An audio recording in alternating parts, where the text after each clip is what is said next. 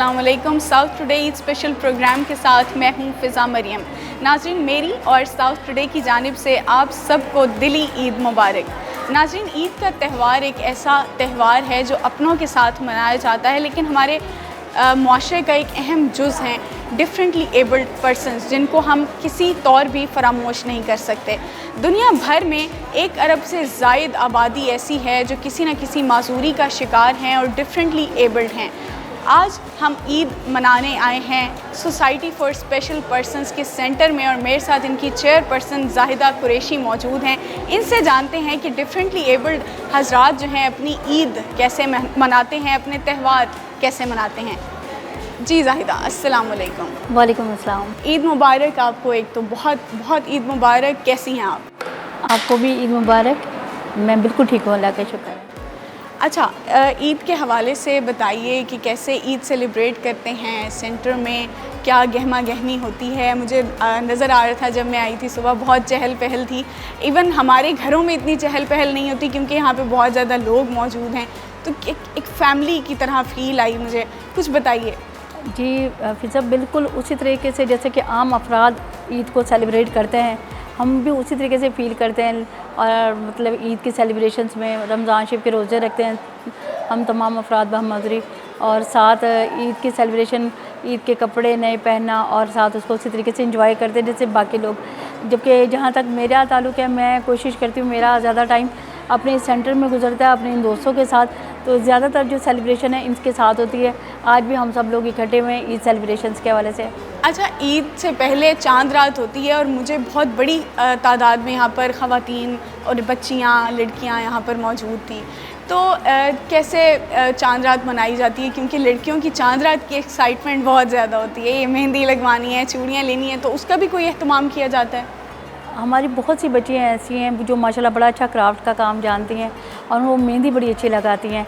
तो कोई हम सब ये चांद रात की उसको अच्छे तरीके से एंजॉय करना, चूड़ियाँ पहनना और मेहंदी लगाना, ये सारे काम जो बाकी बच्चियाँ करती हैं, ये बच्चियाँ भी इसी तरह ही करती हैं। अच्छा, परफेक्ट। अच्छा, ईद की बात करें तो बचपन की ईद कैसी होती थी और अब की ईद कैसी होती है? बचपन में तो ज़ाहिर है किसी हद तक हम फैमिली पे डिपेंडेंट होते हैं, अब आप पे बहुत से लोग यहाँ पर डिपेंडेंट हैं।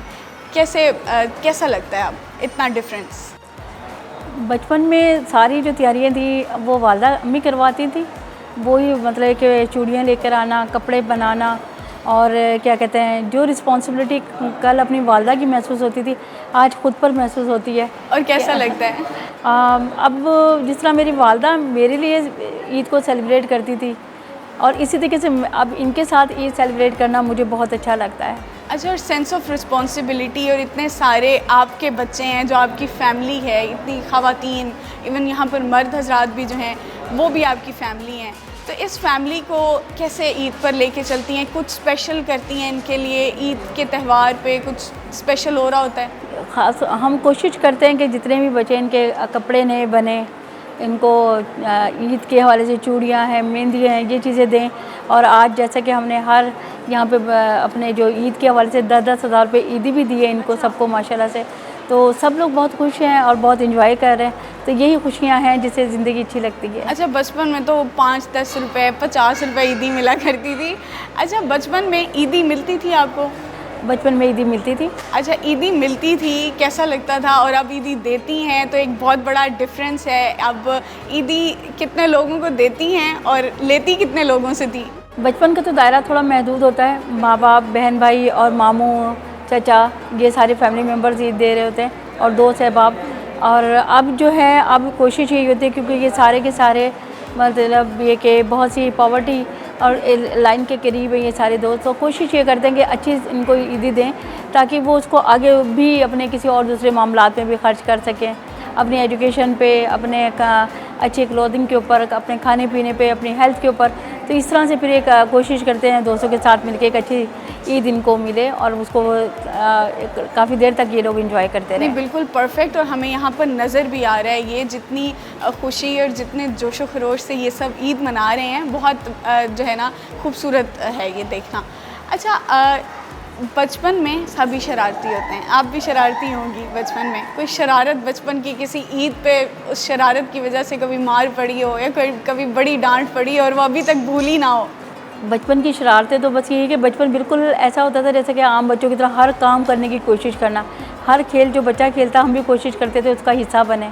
तो बस फिर वो लेकिन अपना बचपन और दूसरे बच्चों का बचपन मुख्तलिफ लगता था थोड़ा सा कुछ मामलात में। तो उसमें इसी तरीके से बच्चों की तरह शरारतें होती थी, कहीं अब्बू की तरफ से डांट पड़ी है, कहीं अम्मी की तरफ से डांट पड़ जाती थी कि आराम से बैठे हो, शोर ना करो, शरारतें ना करो, तो इस तरह से। अच्छा, आपके सेंटर में बहुत बड़ी तादाद में ख़वातीन और मर्द हजरात मौजूद हैं। मुझे ये बताइए कि यहाँ पर कोई कपल भी है? जी, इस वक्त हमारे साथ 2 कपल हैं, आसिफ का और अनम का। ये दोनों व्हीलचेयर्स पे हैं और मेहरान और गुले लैला ये भी दोनों व्हीलचेयर्स पे हैं और ये भी अपनी ज़िंदगी को और अपने बच्चों को उसी तरीके से सेलिब्रेट कर रहे होते हैं ईद को जैसे कि आम अफराद करते हैं। अच्छा, ये भी अपनी ईद यहीं पर मना रहे हैं, कैसे मना रहे हैं? इनके लिए कुछ स्पेशल किया गया है? बीइंग कपल इनके लिए क्या किया गया है? इनके हवाले से खुशी होती है देख के कि माशाल्लाह दोनों व्हीलचेयर यूज़र हैं और दोनों अपनी लाइफ को बड़े अच्छे तरीके से सक्सेसफुल तरीके से गुजार रहे हैं। और लोगों को एक बहुत बड़ा मैसेज है कि लोगों के नज़दीक आइडियल कपल वही होता है जो स्टैंडिंग में होते हैं और जबकि हम ये समझते हैं कि ये भी एक आइडियल कपल है। आइडियल कपल वो होता है जिनकी अंडरस्टैंडिंग हो, जो एक दूसरे को कॉम्प्लीमेंट करें। हमारी बहुत सी डेफिनेशंस गलत हैं और हमारी एक आइडियल कपल की डेफिनेशन भी बहुत गलत है। हमारे मुआशरे में इस सुधार की बहुत ज़रूरत है। बिल्कुल जी, इसी तरह ये जितने भी हमारे कपल्स हैं ये सारे ऑलमोस्ट विजुअली इम्पेयर्ड के साथ जो शादी करते हैं, इसी तरह हेयरिंग इम्पेयर्ड के साथ होते हैं जो सुन और बोल नहीं सकते, और फिज़िकल के साथ करते हैं। तो दे आर बहुत अच्छी ज़िंदगी गुजार रही हैं सब के सब। बिल्कुल। अब देखें, हमारी जो शादियां होती हैं डिफरेंटली एबल्ड लोगों में, ये बहुत अच्छी चीज़ है कि जिसमें जो खामी है उसको उसी खामी के स्पाउस मिल रहा है। हाँ, हमें वो एक बंदे को इतना एंगर इशू होता है, उसको कोई ना कोई मसला होता है, शादी से पहले वो पता भी नहीं होता और बाद में पता चल रहा होता है। तो मेरे ख्याल से तलाक़ों की बड़ी जो एक शरह जो बढ़ती जा रही है उसमें एक वजह ये भी है कि आप अपने जैसा स्पाउस नहीं ढूंढ रहे, अपने जैसा लाइफ पार्टनर नहीं ढूंढ रहे। एक बहुत खूबसूरत चीज़ है कि यहाँ पर कपल्स भी हैं और वो अपनी ईद मना रहे हैं और उनको सेलिब्रेट करते देख के यहाँ पर और लोग भी जो है उनको एक होप मिलती होगी, नो डाउट। अच्छा, ईद के हवाले से मुझे ये बताएं कि यहाँ बनता क्या है, खाते क्या हैं? क्योंकि ईद पे यहाँ पर जो बच्चियाँ मौजूद हैं, बच्चे भी मौजूद हैं यहाँ पर, तो बच्चों की ईद होती है असल में तो, या ख़वातीन की ईद होती है तो क्या बनाते हैं, क्या खाते हैं ईद पे? क्या स्पेशल डिशेस होती हैं? सवैयाँ वगैरह ज़्यादा बनाते हैं और कोक्स वगैरह, मिठाइयाँ, ये सारी चीज़ें, और सवैयाँ वगैरह ख़ुद बना लेते हैं, वो चीज़ें ख़ुद बन रही होती हैं यहाँ पे। अच्छा, आप ईद पे कुछ, क्योंकि ये आपकी फैमिली है, ये आपके बच्चों की तरह हैं सारे, और मैंने खुद ऑब्ज़र्व भी किया है, तो आप इन सब को अपने बच्चों की तरह ट्रीट भी करती हैं, तो कुछ बनाती हैं इनके लिए? हाँ, मेरी कोशिश होती है कि ईद के दिन तो कम से कम किचन में जाके कुछ ना कुछ बनाया जाए। तो बाकी तो ऑफिस टाइमिंग में, काम में इतने बिजी होते टाइम नहीं मिलता, लेकिन ईद एक ऐसा मौका होता है जहाँ पे खुद से काम कर रहे होते हैं, खुद से सारी चीज़ों को मैनेज कर रहे होते हैं, तो बड़ा अच्छा लगता है। अच्छा, कैसी फीलिंग होती है जब आप देखती हैं कि आपकी वजह से ये सब लोग भी अपनी ईद की खुशियाँ सेलिब्रेट कर सक रहे हैं? बहुत अच्छा लगता है, बहुत ही अच्छा लगता है कि सारे के सब इंजॉय कर रहे हैं ईद को, और क्या कहते हैं इसको, सेलिब्रेट कर रहे हैं। ईद एक ऐसा मौका होता है पूरे साल के अंदर जो आपका बेस्ट डे होता है सबके लिए, और उसको सब लोग सेलिब्रेट करते हैं मिल के, और उसकी एक कुदरती फीलिंग्स होती है ईद की। अच्छा, ये बताइए कि ईद के मौके पर यहाँ पर कोई आना जाना भी होता है, कोई रश लगा होता है, यहाँ पर मौजूद लोगों के अलावा भी कोई बाहर से भी आ रहे होते हैं? अच्छा, बहुत से ना कम्युनिटी के लोग ऐसे होते हैं जो कि उनको अच्छा लगता है, वो देखना चाहते हैं कि डिसेबल पर्सन किस तरह से अपनी लाइफ को एंजॉय कर रहे हैं। तो बहुत से कम्युनिटी के लोग भी यहाँ पर हमसे राब्ते में होते हैं, तो वो कोशिश करते हैं कि आके देखें, इनके साथ बैठें और इनकी सारी जो खुशियों को सेलिब्रेट करें, क्योंकि डाइवर्सिटी है डिसेबिलिटी के हवाले से। जो लोग सुन और बोल नहीं सकते, जो लोग देख नहीं सकते, और जिनको फिज़िकल इम्पेयरमेंट का मसला, तो हर तरह की डिसेबिलिटीज़ के साथ ज़िंदगी गुजार रहे हैं हम अफराद व माजूरी। तो बहुत अच्छा लगता है, हम आपस में भी एक दूसरे से बहुत कुछ सीख रहे होते हैं। और खुशी की बात ये होती है कि जो डिसेबल पर्सन्स है, जब वो किसी डिसेबिलिटी के साथ है, वो डिसेबल पर्सन्स का दोस्त है, वो एक दूसरे को हेल्प कर रहे होते हैं, एक दूसरे को केयर कर रहे होते हैं और एक दूसरे की चीज़ों को सेलिब्रेट कर रहे होते हैं हम लोग ना। जैसे कि जो लोग सुन और बोल नहीं सकते, जो बच्चियाँ और बच्चे, तो हम उनको कम्युनिकेशंस के हवाले से एक दूसरे से बातचीत करके इंजॉय कर रहे होते हैं लाइफ को। अच्छा, ईद के हवाले से कोई स्पेशल गेम्स भी कराई जाती हैं बच्चों में यहाँ पर? ईद पे कुछ स्पेशल एक्टिविटी या कुछ ऐसा जो आम रूटीन में नहीं होता और ईद पे वो स्पेसिफिकली किया जाता है? इसमें ज़्यादातर ये होता है कि सिंगिंग वगैरह बहुत ज़्यादा करते हैं। जैसे हमारे कुछ दोस्त हैं यहाँ सिंगर हैं और आरजेज हैं, तो वो अपनी सिंगिंग कर रहे होते हैं। बच्चियों की तफरीह के लिए भी यहाँ पर कुछ है? बच्चियाँ भी यहाँ पे सिंगिंग करती हैं, बातचीत करती हैं और एंजॉय करते हैं, फूल डालते हैं, एक दूसरे को फूल पेश करते हैं। अच्छा, तो इतना अच्छा लगता है और ये बहुत अच्छा जेस्चर है। और म्यूज़िक लगाया होता है और उसमें बड़े अच्छे अच्छे सॉन्ग चल रहे होते हैं, तो इस तरह से सब लोग एंजॉय कर रहे होते हैं हम लोग। अच्छा, बड़ी हैपनिंग ईद होती है। इतनी अच्छी ईद तो मैंने कभी खुद भी सेलिब्रेट नहीं की। माशाल्लाह से हमारे जितने भी अफराद बाहमाज़ुरी हम दोस्त हैं बहुत अच्छी ईद सेलिब्रेट करते हैं। ईद की जो है एक्टिविटीज़ क्या होती हैं, ईद की रूटीन बेसिकली क्या होती है? ज़्यादातर सबको कोशिश ये होती है कि ईद की नमाज़ पढ़ने के बाद तैयार श्यार होकर सेंटर आ जाते हैं। यहाँ सेंटर आने के बाद फिर यहाँ पे जिस तरह से हमने फूलों का एहतमाम किया होता है और जिस तरह से मिठाई वगैरह यहाँ पे रखी होती है, तो उन सारी चीज़ों को हम एक दूसरे को मतलब सर्व कर रहे होते हैं, एक दूसरे से एंजॉय कर रहे होते हैं, फूल डाल रहे होते हैं एक दूसरे के ऊपर, तो और बड़ा एक दूसरे से एक गहमा गहमी का समा होता है।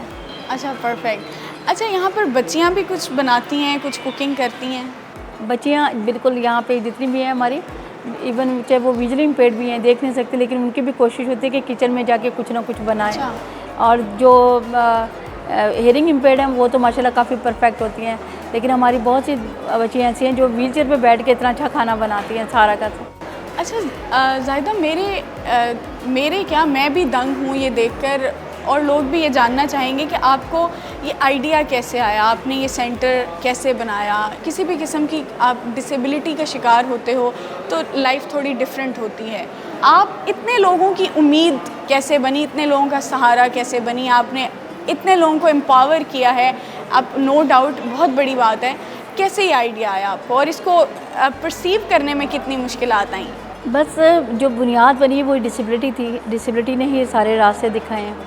जब बचपन में अब फीलिंग्स आना शुरू हुई कि मेरे साथ डिसेबिलिटी है, तो ज़्यादातर जो गली के बच्चे होते थे साथ खेलने वाले, उनकी टॉकिंग से पता चलता था मेरे साथ कोई डिसेबिलिटी हो गई है।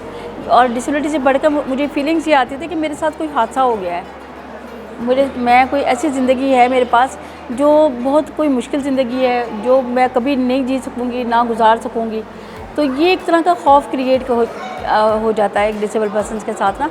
लेकिन मैंने उन सारी चीज़ों को जवाब देना शुरू किया अपने आप को। मुझे रास्ता मिला तालीम का, मैंने तालीम में बहुत ज़्यादा दिल लगाया अपना और अपनी स्टडी को कंप्लीट किया, यूनिवर्सिटी तक मैंने अपनी एजुकेशन कंप्लीट की।